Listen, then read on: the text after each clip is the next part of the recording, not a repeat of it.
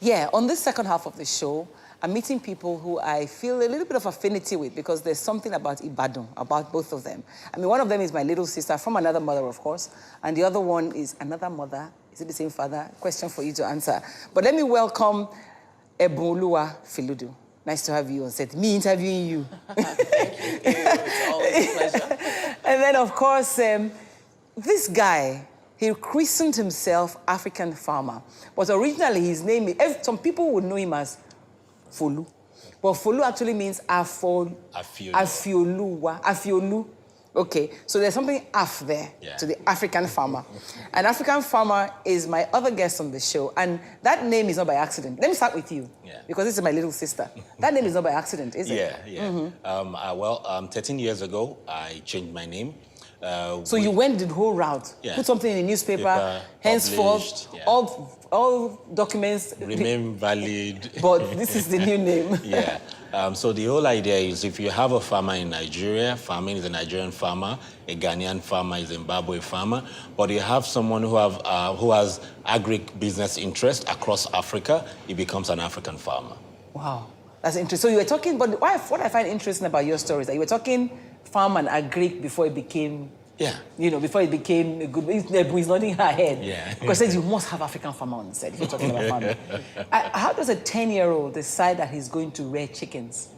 Well, I think it was just nature. I think it's in my DNA. Your father a farmer? Well, later he divested into agriculture. You were giving him example. Yeah. When my brothers were watching Mickey Mouse, Tom and Jerry and co., I was in the backyard hoeing for potatoes, taking care of yams. I just loved the garden growing up.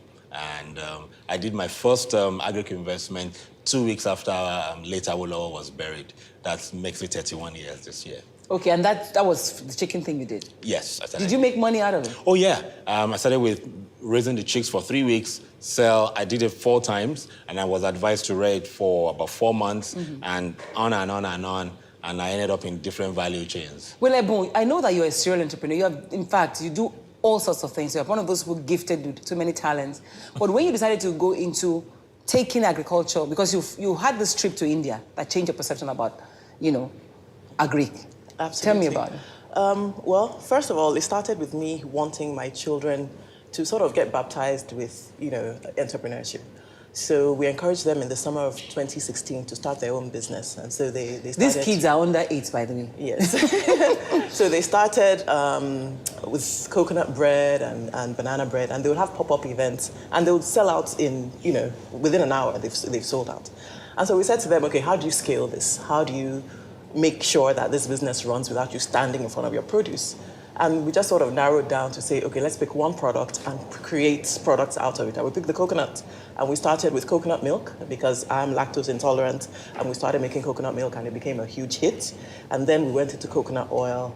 And then that started February last year. And then May, I had the opportunity to go to India. And then I worked with different coconut factories there. And basically, that's how... What were the things that you saw, though? Because I find it interesting that you can take a little product like that and turn it into so many things. Yes, I found that there was no part of the coconut that goes to waste. And that is actually true to many products, but especially so of the coconut. So the coconut shell is valuable. You can make pots and potted plants out of it. You can make it into activated charcoal. The coconut's shaft makes coconut flour. You make oil out of it. You make milk out of it. So we just thought, okay, this is one product which we have in abundance. We're in Lagos. We've got miles and miles of kilometers of land for coconut production. And so we thought, let's just use this. And Now, at the African Farmer, can I just put D? Yeah. Or just say African Farmer? Is your name? I'm the only African farmer. It has to be. One and only.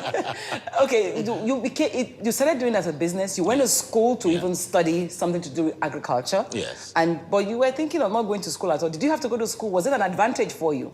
Yes, it was an advantage for me. Is that why you're wearing suit? Because the normal farmer is... No, this is just packaging. So I deliberately did not go to a university because university education, even way back then, was not adequate for the knowledge required. You wanted skill. Yeah, I wanted skill. So I went to a technical school, a Federal College of Agriculture, and I'm proud to be a product of that school. So I went to learn the practicals of the business. And during holidays, I would go to my dad's 600-acre farm in Ekiti to see commercial farming. And I just dreamt and dreamt about it. By the time you were going to university, so you had how many tubers of yam? I had 600 heaps of yams. I had 400 heaps of cassava. I had 100 chickens, broilers, and I had 100 guinea pigs. At 15? Yeah, and I had close to 100 rabbits. So today you are teaching people. Yes. So when this whole buzz about agric and when our last agric minister, suddenly agriculture is becoming something great. What did you think? What did it... Well, I just felt that we've been preparing for that time. People like you. Yeah, 10, 12 years of my life, I dedicated it to traveling around Nigeria and West Africa to find out what works and what will not work. Because behind me, my dad was a very successful turnaround management consultant, so I knew I wanted to flow in that space. And I would sleep and see, agric doing well in the country. So I prepared myself, and so when the last minister came in, I knew it was time to set up and position. So right now, I'm a startup and turnaround agribusiness expert. Oh, we should talk. I think I'm going to go into agriculture. No, but again, what is that area that you think? I mean, let me ask Ebun now. When you think you didn't, it was opportunity that came your way, but do you see people seeing those opportunities if they're not entrepreneurial in nature? I think so. I think, I saw something just this morning that Melinda Gates posted about that it's 4 times more likely for a Nigerian woman to be an entrepreneur than any woman anywhere else in the world. I think that a lot of women, especially I can speak for women, are driven by their need to meet needs. And they see things. Because your factory, for example, you have a lot of women working. Yes. So we have an HR policy to employ 80% women. We're situated in a community called Okwaja. It's a coastal community. And there is a lot of poverty there, even though it's only just a few kilometers from the Lekki-Ekpe Expressway, where you think that there's a lot of opulence, but there's so much poverty in that community. And we ensure that we give the women in that community a chance to work. We set up a creche so women with children are not excluded and they can have their children cared for whilst they work. So do you agree with Ebun that maybe entrepreneurial spirit is stronger amongst women and agriculture gives them a position or an opportunity that they can fill? I totally agree with her. In the last almost 20 years that I've been working, especially in the rural communities, you'll find out the most functional and profitable farms belong to women. Yeah. And so whatever project you commit to a woman in those communities, all these, the NGOs and co-charities, the record has it that the ones that women are handling are the most prosperous. And even now, recently, in the last 3-4 years, we found more women go into the agri value chain. And when you're looking for sustainable businesses and profitable ones, you will find... Explain to me what you mean by the agri value chain. You keep using this word, agri value chain. Okay, yeah, value chain is anything you do beyond production. That's planting. So you can have someone like Kachi that you have, who is going into processing, the value chain of consulting, the value chain of HR. In years to come, in another 2 years, you'll have sales specialists in agribusiness. You have branding in bananas. You have branding pineapples. So different value chains comes in. You have geologists specializing in manipulating soils. The soil to get the so that's the value chain. The value chain is huge. You have fashion enthusiasts coming into using grass cutter for hair to make clothes. You have some seeds. So how come we're not seeing all of these things before? I just wonder. I want you to just imagine. Maybe let a comment and we'll come back to you.